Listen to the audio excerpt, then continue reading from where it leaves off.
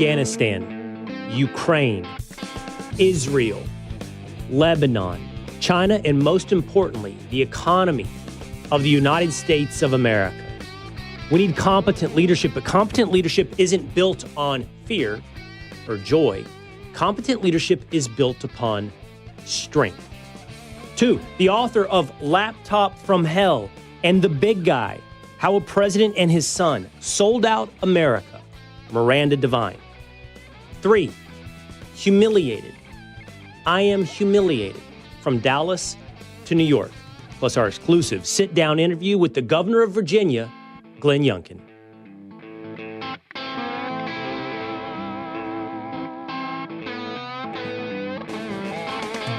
It is the Will Cain Show, streaming live at foxnews.com, on the Fox News YouTube channel, and the Fox News Facebook page.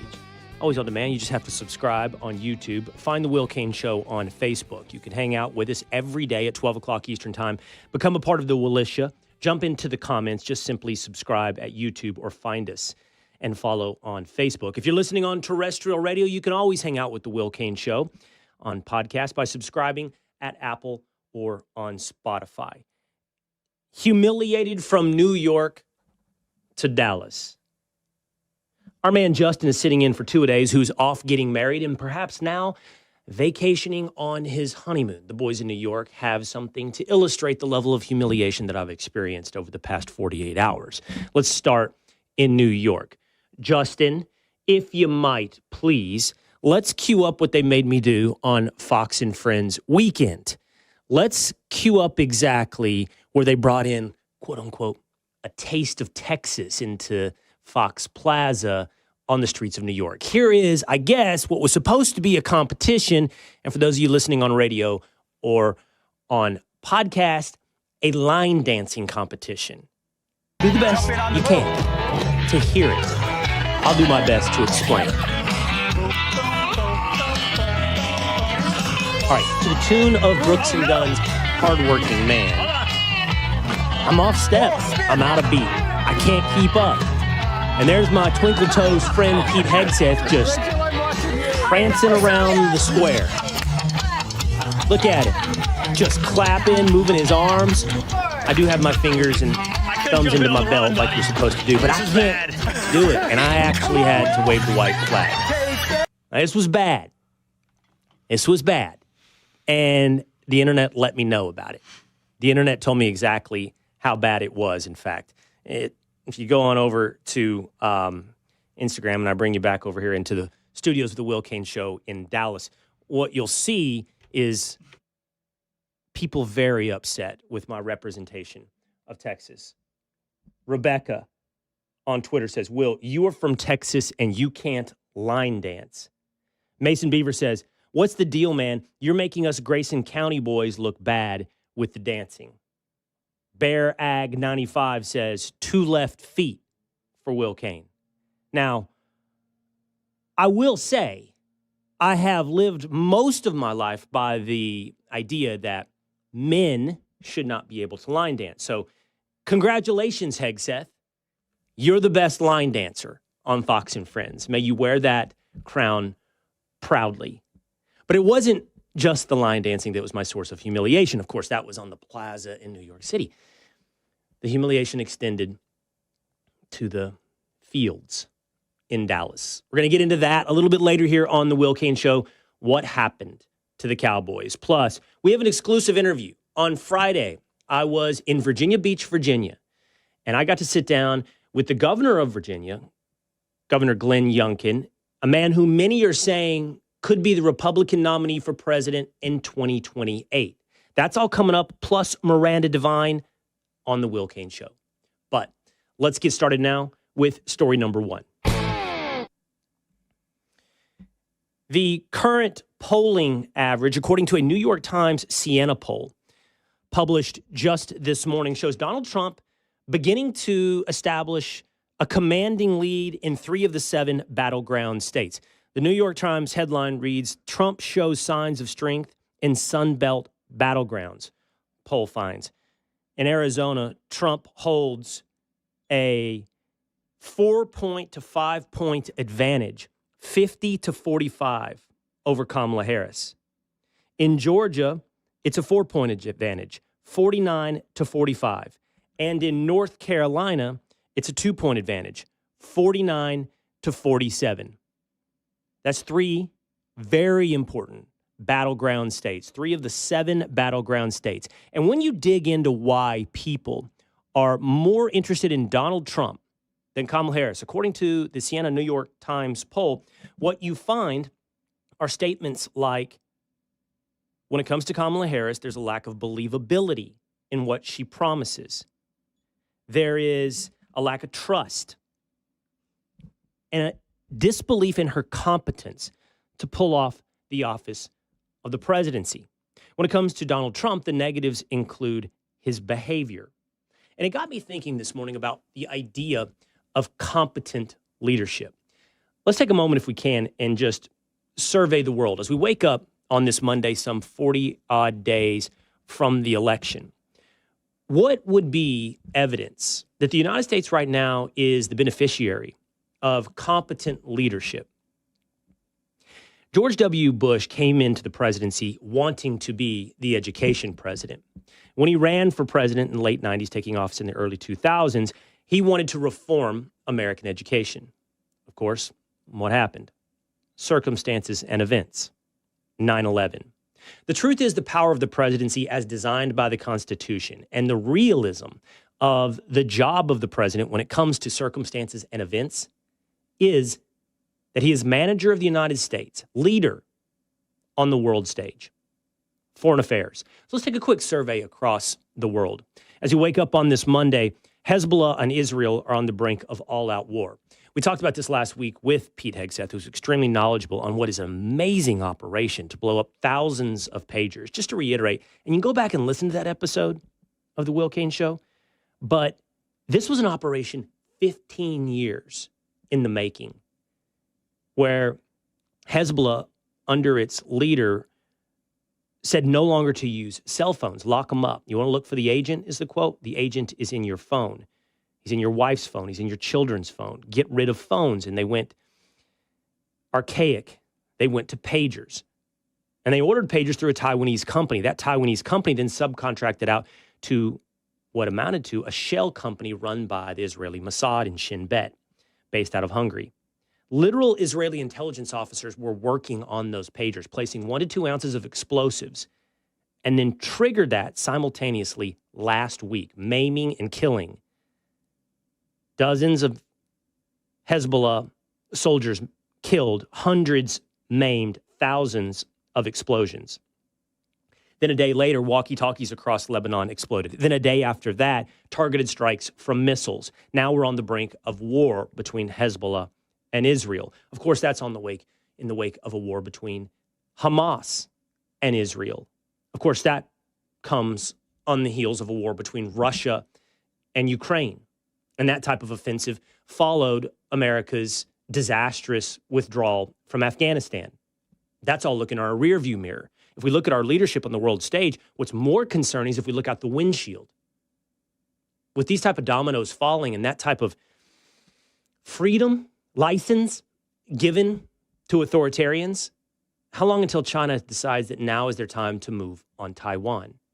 No matter how you measure it, the United States is failing its leadership test in the world. And that's obviously not what we've been promised. We've been promised competency. Competency is what the American people need to see from Kamala Harris.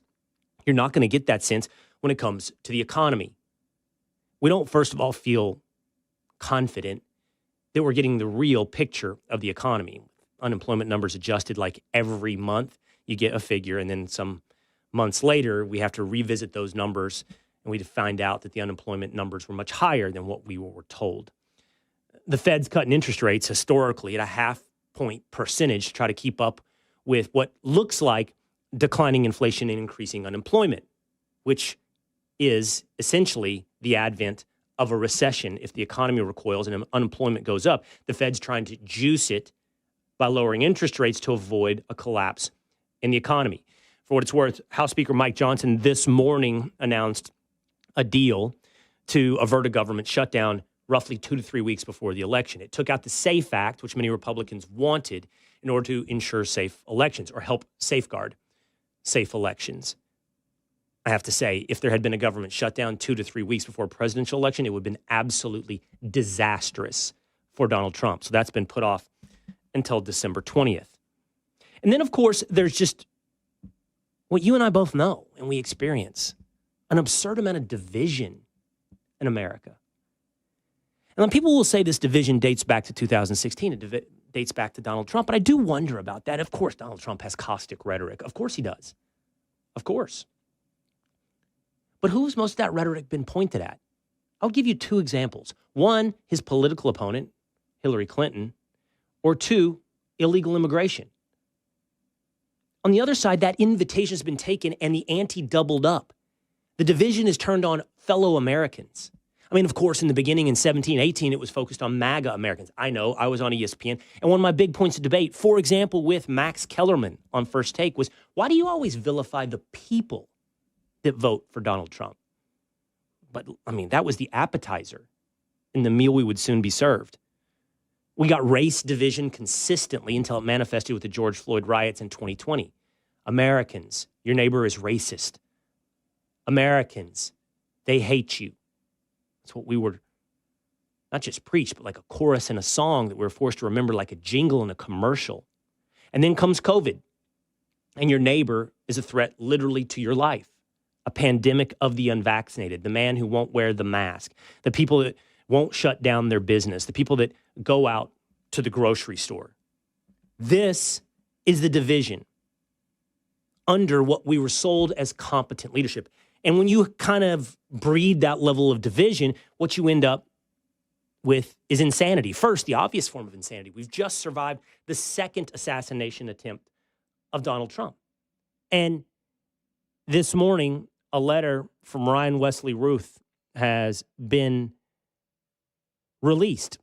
Apparently, he left some supplies and ammunition and weapons and a letter with a neighbor. That letter has been revealed publicly and turned over to the FBI. It reads as follows. If you're watching on YouTube or on Facebook, I invite you into the Will Cain Show studios in Dallas, and you can see it up on my screen. This is in the handwriting of Ryan Wesley Ruth. Dear world, this was an assassination attempt on Donald Trump, but I am so sorry I failed you. I tried my best and again gave it all the gumption I could muster. It's up to you now to finish the job, and I will offer $150,000 to whomever can complete the job. Everyone across the globe, from the youngest to the oldest, knows that Donald Trump is unfit to be anything, much less a U.S. president. U.S. presidents must, at a bare minimum, embody the moral fabric that is America, and be kind, caring, and selfless, and always stand for humanity. That's Ryan Wesley Routh explaining his attempt on the life of Donald Trump. You divide America in almost every imaginable way. And yes, you incentivize, you embolden, you motivate the insane among us.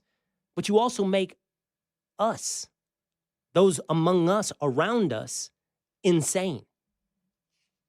I think if you survey the world, you survey at home, you survey the economy, Americans are very skeptical that they've been living for the past 3.5 years under a vision of competent leadership.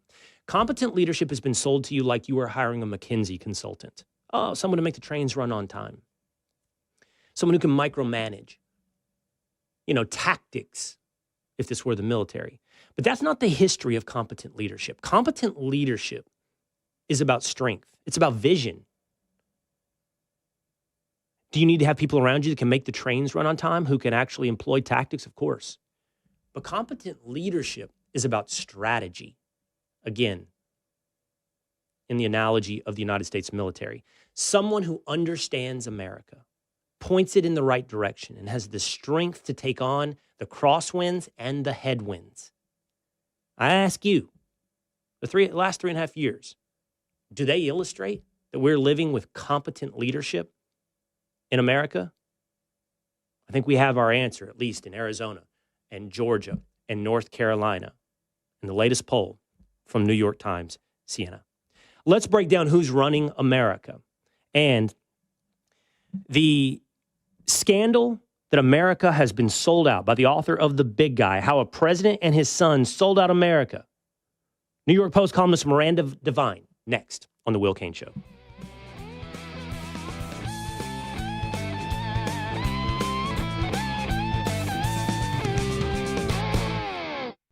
From the Fox News Podcast Network. I'm Emily Campagno, and this is the Fox True Crime Podcast. And I had nothing to do with her disappearance, but people still accuse me of it. I sit down with the people who lived the nightmares. I was in shock. I was just devastated. The investigators who tirelessly worked on the case. I feel for their families, and I really hope that they can catch this guy. Bringing you closer to the story than you ever thought possible. Listen and follow now at foxnewspodcasts.com or wherever you get your podcasts.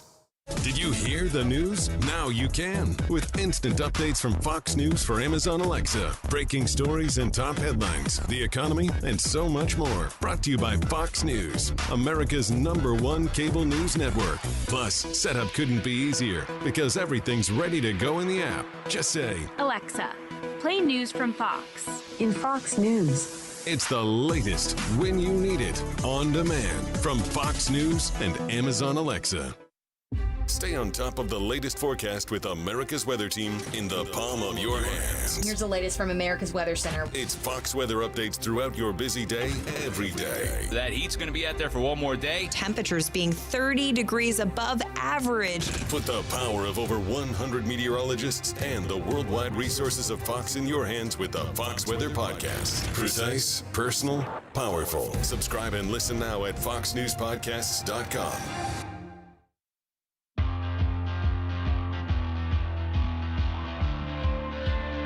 You people are mean. Just plain mean. Mike the Naked Bigfoot says on Twitter, sitting in a hospital bed watching Fox and Friends Weekend, when out of nowhere I'm subjected to seeing Will Cain prancing across the screen doing his disturbing version of a line dance. Why does Pete Hegseth let him do this? I'd ask the nurse to give me nausea meds. I'm sorry for your health, Mike. DTB Esquire says, freaking awful, Will. And Ed Brett on Twitter says, you have to learn how to line dance. You cannot let Hegseth win. Well, congratulations, Pete. You're the best line dancer.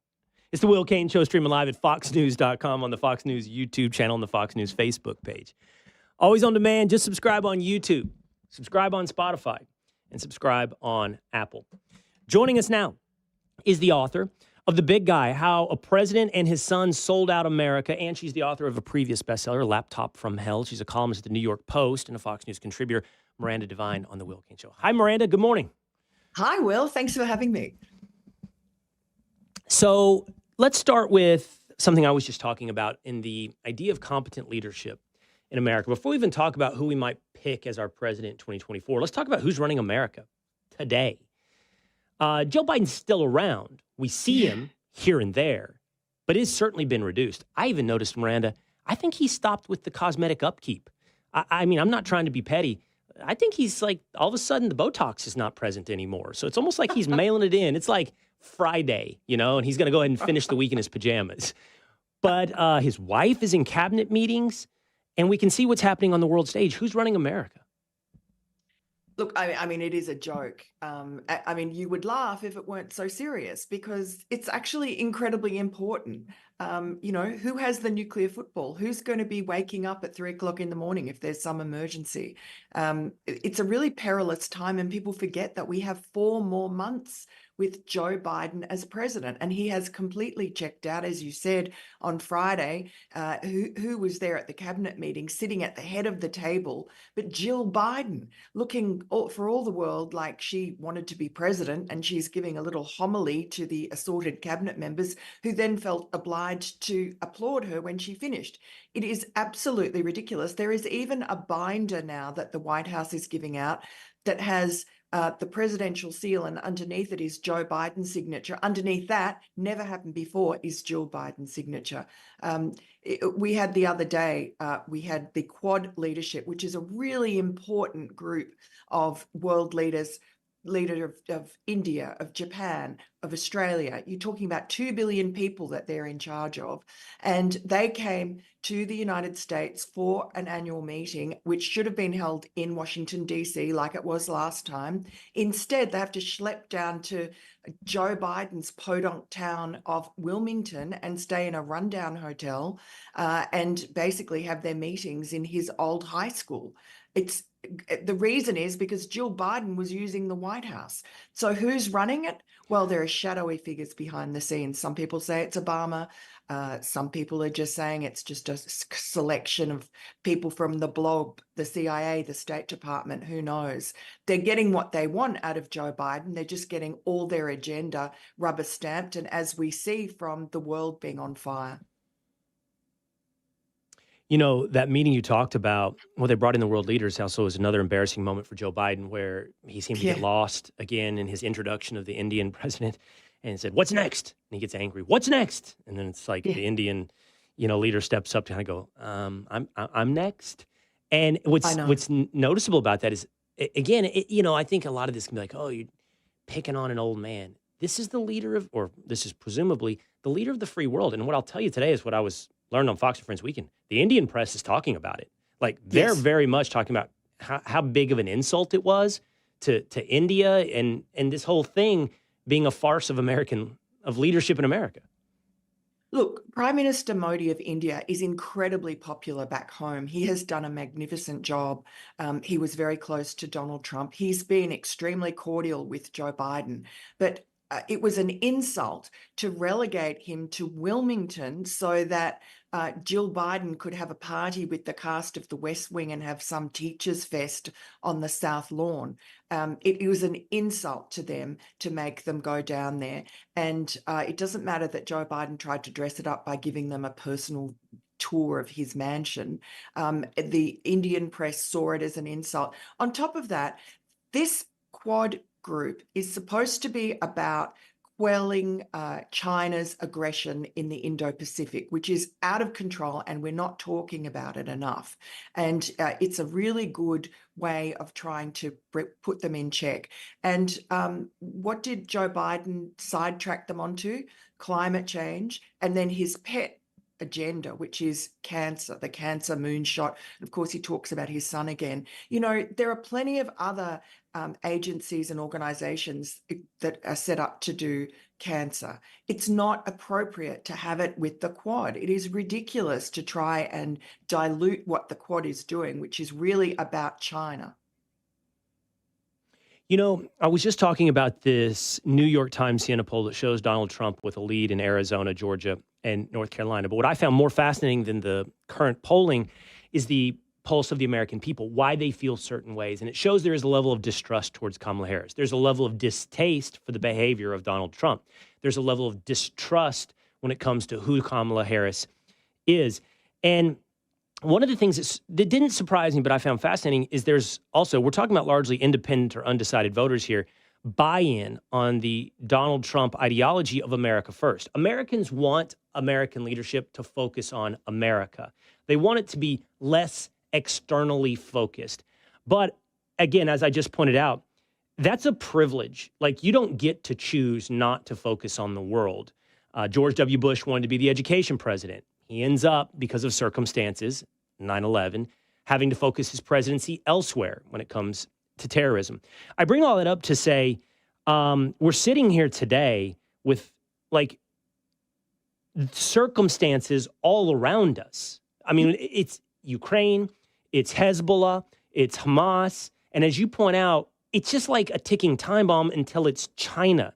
And the next U.S. presidency is defined by circumstances, by foreign policy. It's the primary job of the presidency. And for Joe Biden to not, he is, I will say, he's very focused on Ukraine, but to not handle these situations and focus on China, and for the American people to decide if Kamala Harris is the right person to be that president when that happens. She can talk about joy, but odds are she or Donald Trump are going to be defined by something that happens beyond America's borders after 2024, or maybe before, maybe even before this election. You are so right, Will. And we knew from Donald Trump's 4 years that he handled world affairs in a masterful fashion. And he did that because people like Kim Jong-un, like Vladimir Putin and President Xi, they feared him and respected America. And Donald Trump was pretty aggressive with them. The Taliban leader, remember, he showed him a photo of his house, a satellite photo, and said, shame if something happened to that. Don't you hurt a hair on the head of a single American? And that is exactly what happened. And so, you know, these are thugs and gangsters around the world. They don't respond to Antony Blinken's sort of Parisian manners. They just laugh at that. Donald Trump knows how to handle these people. Kamala Harris obviously has no idea. And yet, yesterday, we had 741 national security senior officials. We've seen that before with the Dirty 51 letter. These are people from the military, generals, the CIA, all those national security outfits. They all say that we need a really competent commander-in-chief, and therefore we are endorsing Kamala Harris. What competence has she ever exhibited? She can't even talk properly. This is a very dangerous situation. And what that tells you is that the very same people that put their thumb on the scale to try to successfully ensure that Joe Biden won the 2020 election and lied about the letter or the Hunter Biden laptop in our story, those same people are doing the same thing for Kamala Harris. They are terrified of Donald Trump, not because of anything that Donald Trump does on the international stage, because everything he's done has been perfect. Think the Abraham Accords. But no, they're afraid of him because they know that he is going to take a hatchet to their power bases, basically these corrupt agencies, the CIA, the FBI, the blob. So one more question on Donald Trump and his style of leadership before we move on to the big guy. Donald Trump gave an interview, a fascinating interview, to former CBS News reporter Cheryl Atkinson this weekend. In that interview, he said that should he lose the race for presidency, he won't run in 2028, at which point he would be 82 years old. But it's interesting. Donald Trump, that answer surprised me. I actually didn't know that he would say that. So good for her in asking that question. But there were also other parts of that interview. And people are highlighting, he seemed to backtrack, Miranda, on deportations. He talked about all it takes is one bad image of putting a mother with children onto a bus and you'll be vilified. And it looked like he's walking back what he has talked about in the past of mass deportations. And the reason I bring that up is he's also talked pretty strongly about cutting, as you point out, the federal bureaucracy, which would include the intelligence agencies, at least to some extent, CIA, FBI, so forth. And that being the source of their antipathy towards Trump. But do you think, like, I don't know if his talk on deportation is more talk than intent for action, but do you think he really will fulfill this talk of cutting back the bureaucracy? Certainly, by the way, Miranda, they seem to believe it. That's why they oppose him so strongly. But should we believe he'll actually accomplish cutting back federal government bureaucracy, D.C.?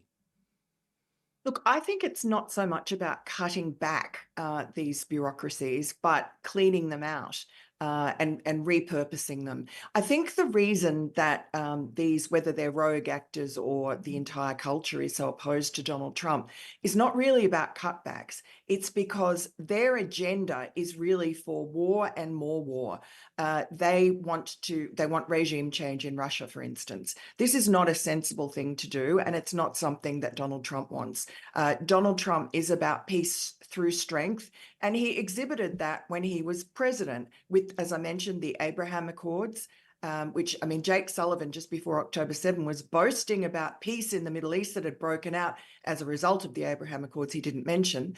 And, you know, if Donald Trump had won the 2020 election, as he ought to have, that would have expanded to include Saudi Arabia and so on. Vladimir Putin only has invaded Ukraine during the Obama administration and the Biden administration. He sat pretty when Donald Trump was in charge because he knew that there would be consequences. It was the same with Iran.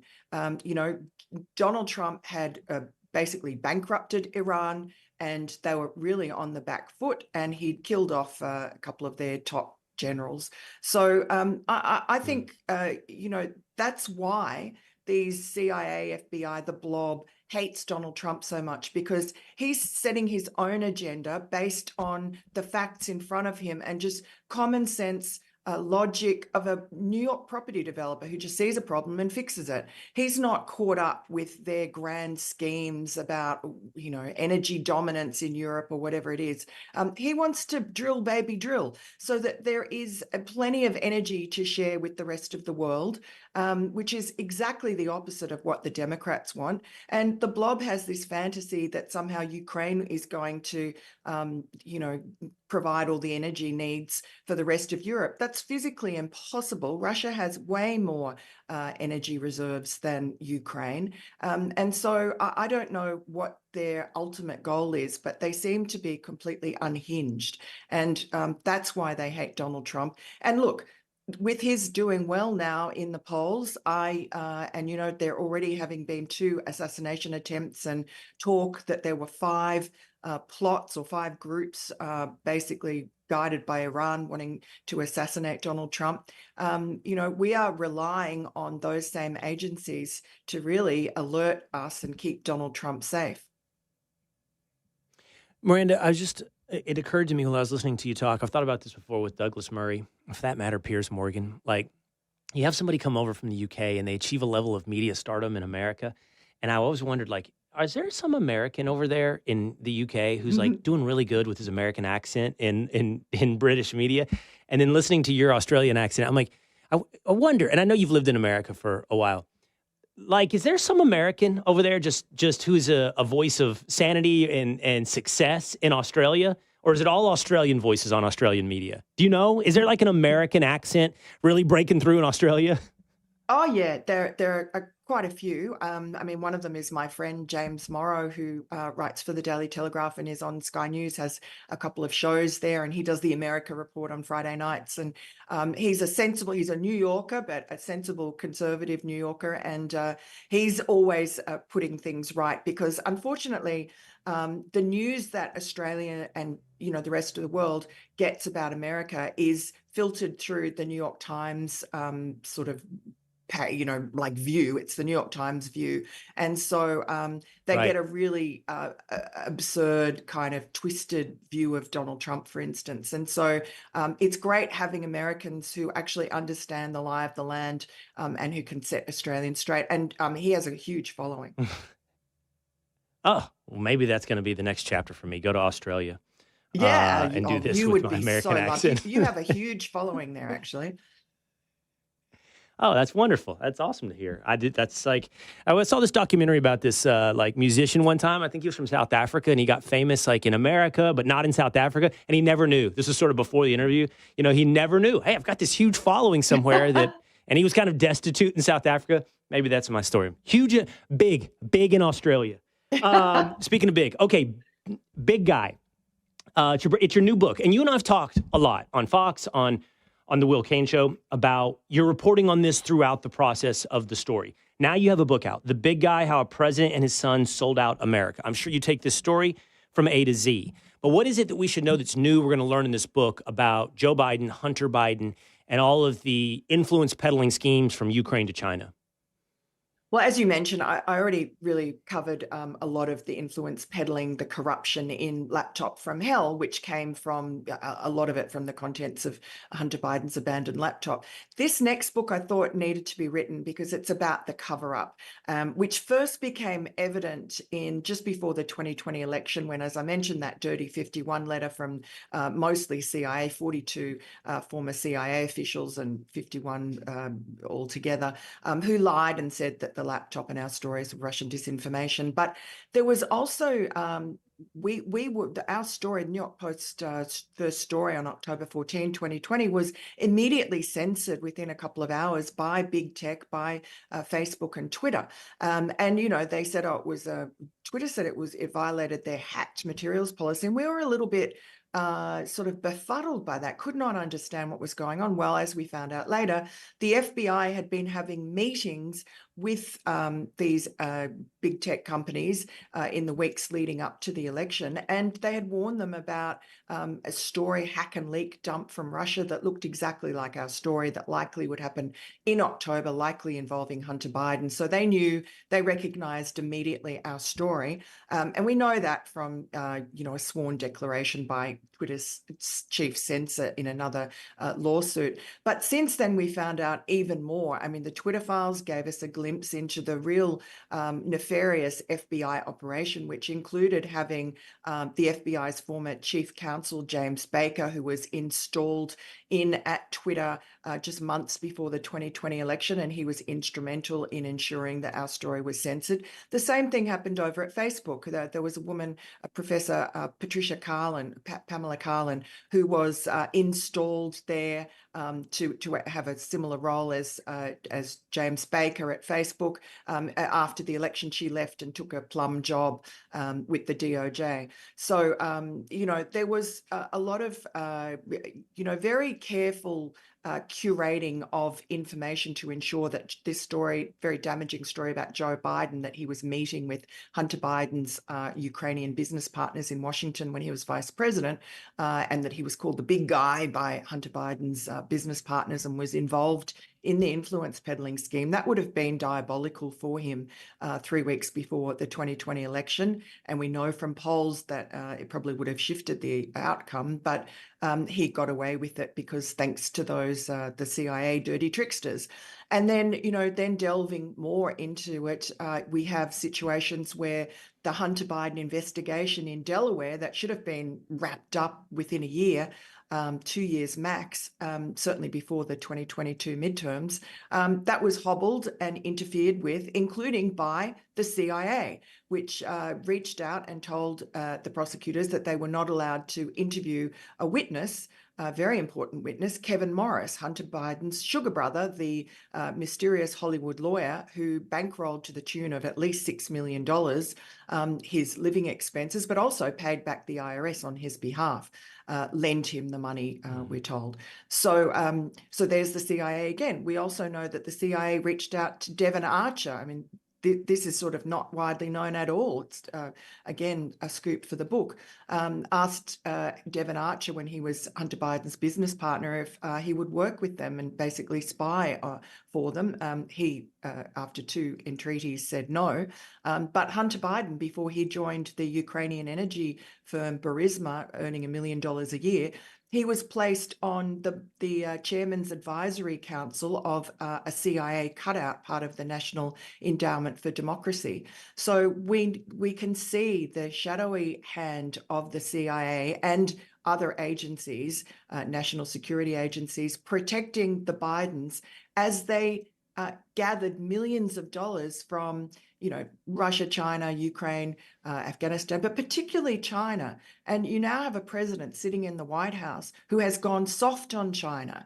And, the logical conclusion is that he's compromised by China. Do you get the sense, heading now little over a month into the election, that it has changed? Obviously, the ownership of X by Elon Musk changes that platform. Mark Zuckerberg, to your point, was pretty honest about the way he says the way they were manipulated by the intelligence agencies to censor your story, and that they would not do it again.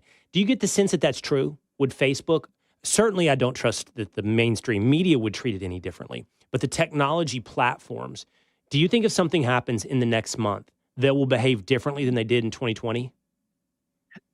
Look, I think certainly Elon Musk is doing his best to keep X honest and not have that kind of censorship that went on in 2020. And certainly it's a hell of a lot better than it was. It's really a venue for free expression. But even, I'm not sure he has total control of it.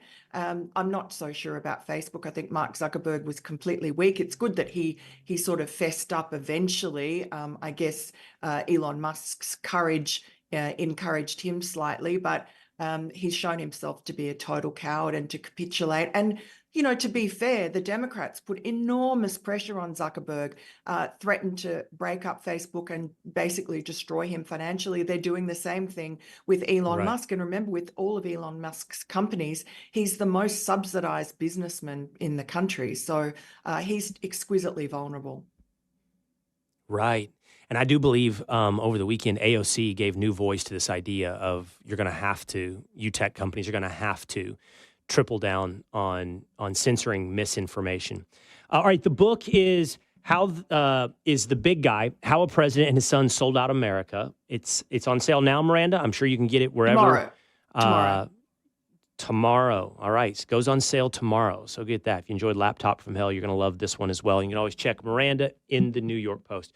We appreciate the time. As always, Miranda, love having you on the Will Cain Show. Terrific. Thanks, Will. All right. Go get it. The Big Guy, How a President and His Son Sold Out America. Donald Trump, as I mentioned, told Cheryl Atkinson, formerly of CBS News, now really good independent reporter, that if he loses, he wouldn't run again in 2028.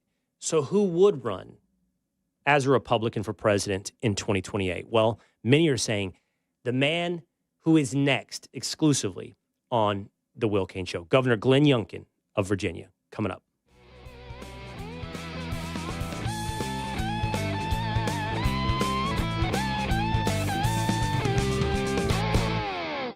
I'm Emily Campagno, host of the Fox True Crime Podcast. On October 19th, 1931, Winnie Ruth Judd boarded a train in Phoenix with a bandaged hand and loads of putrid-smelling luggage leaking blood. When police pried the trunks open in Los Angeles, they discovered the body of 2 murdered women, one of whom was dismembered. This week, I speak with author Lori Notero to discuss the chilling crimes of Winnie Ruth Judd as detailed in her new book, The Murderess. Available now on foxnewspodcast.com or wherever you get your favorite podcasts. We're bringing forecasting grit to the gridiron. Fox Weather is storming the field with the risk of weather impact on the hottest NFL matchups all season long, delivering unmatched insight from the leader in weather news and how the forecast could affect your favorite players. We are taking you right into the end zone with Fox Weather's exclusive weather forecasting technology and the risk of weather impact for every single game of the regular season. Listen to Storming the Field every Friday on foxnewspodcasts.com. I'm Emily Campagno, host of the Fox True Crime Podcast. On October 19th, 1931, Winnie Ruth Judd boarded a train in Phoenix with a bandaged hand and loads of putrid-smelling luggage leaking blood. When police pried the trunks open in Los Angeles, they discovered the body of 2 murdered women, one of whom was dismembered. This week, I speak with author Lori Notero to discuss the chilling crimes of Winnie Ruth Judd as detailed in her new book, The Murderess. Available now on foxnewspodcast.com or wherever you get your favorite podcasts. The weekend's humiliation wasn't limited to the Fox Plaza in New York City. The weekend's humiliation extended to AT&T in Dallas, Texas. It's the Will Cain Show, streaming live at foxnews.com. On the Fox News YouTube channel, on the Fox News Facebook page, hit subscribe, YouTube, Spotify, or on Apple. The internet does what the internet does. And I don't know who did this. This is up on my Instagram. It's up on the monitors here in the studios of the Will Cain Show. Yesterday on Fox and Friends, Rachel Campos Duffy shared a portrait, a painting that Dana Perino's sister did of Sean Duffy and her daughter, Valentina. She was talking about how beautiful it was. And Pete Hegseth said, I want one like that of me and Will. So there's the internet. It makes one for Pete of him holding a little baby, Will. Little baby body, Will head.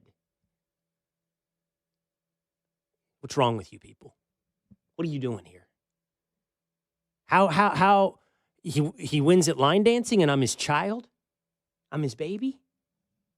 There's just no end to the indignity. And as I said, it wasn't limited to studios in New York. It came down to Dallas. What happened to the Dallas Cowboys? We're going to answer that question. But first, if Donald Trump doesn't run for president in 2028, he might see the governor of Virginia, Glenn Youngkin, run as a Republican. Well, on Friday, I went to Virginia Beach. I went to a diner, and I met the governor. I'd never met the governor before. Now, I'd heard great things about him, and I know a lot of people that really like Glenn Youngkin. Also, I really liked Virginia Beach. Beautiful. And I fell down the internet rabbit hole, learning my history. Fascinating. I didn't realize Jamestown, the first colony in America, it's right there. It's not far. It's in that Tidewater region. I don't know. I just started like everything. Newport News, Michael Vick, Hampton, Allen Iverson. Started just falling down the rabbit hole of learning everything about that region. Like 1.2 million when you include all the towns, Virginia Beach, Norfolk, all the towns I just mentioned. But then when I was reading about Jamestown, I learned about the lost colony of Roanoke. Apparently, this is the first English white European colony on the North American continent. This is Sir Walter Raleigh, who was buddies with the Queen. He got the grant, and I believe it was in the Outer Bank Islands, Roanoke. They dropped off a colony of like 100 men, and like Jamestown, they suffered for food. They just couldn't get it. Like they were in swampy land. They didn't know how to farm the area. Jamestown, like almost everybody died. 80% died. But Roanoke, we don't know. 100% because they just disappeared. And no one ever talks about it. The lost colony of Roanoke. And it's a mystery to this day. What happened to them? Were they wiped out by the Indians? They get in a battle, they lose. Did they integrate into the Indian population after they thought supply ships were coming back? They hadn't seen a European ship in I don't know how long, a year. Did they just go, we need to eat, so we're becoming members of these tribes that presumably would have accepted them in? And there's even been some DNA, there are reports of generations of Indians in these tribes that had blonde hair, blue eyes since then. But no one knows. No one knows. Like, the famous thing about the lost colony of Roanoke is Virginia Dare is the first white European born in this continent. She was born in that colony. And you'll find Virginia Dare's name everywhere. I mean, there's monuments and things named after her. If you ever come across that, now you know why. It's connected to the lost colony of Roanoke. Anyway, I fell down that rabbit hole. I love America. I love the little history, the regional history, learning about things we should know anyway. And then I sat down with the governor of Virginia, Glenn Youngkin. In our interview on Fox News, we talked a lot about policy, why it is, he managed to get elected when that state has gone increasingly blue, although there's a new poll suggesting Donald Trump and Kamala Harris are in a dead heat in Virginia. And if that's the case, that's bad news for Kamala Harris. But I also just wanted to get to know him. Like, who is this guy as a personality? And so that was sort of the focus of my interview with him that's exclusive here to the Will Cain Show. Governor Glenn Youngkin. Governor Glenn Youngkin. People listening or watching might not know this, but we have something in common. Our both of our wives are, yes, Texans, but they both went to Arrowhead Camp in Texas. Yes. And this is a big deal, which you're actually teaching me about. Yes, so first of all, camp in Texas is something that nobody can understand until you actually marry a Texan who went to camp. But it's all about sisterhood for the ladies. And the camaraderie and the values that are taught at these camps, I think, are at the heart of America. And when you stand there and watch campers with their hands over their hearts, reciting the Pledge of Allegiance and understanding that there is something more important than ourselves, our country, and our faith, you understand why camp is so important to Texas. That's a beautiful way to put it. The more superficial way was my wife said, tell the governor that I was big chief of the Pawnee tribe. He'll understand that that's a very big deal. It's a big deal. And if my wife were here, she's out working today as First Lady, she was big chief of the Pawnees as well. Oh, boom. So there's a unique connection there. And I've always been very proud of the fact that she started leading when she was even at camp. Okay, I want to ask you about this. I want to ask you about your time at Rice. You're officially listed at 6'7", someone or somewhere. I might have shrunk a little That's bit. what I read, 6'5" now. Well, I'm 6'6". And that's a big, at one point, one of your colleagues came in and actually took out a tape measure, and I'm 6'6".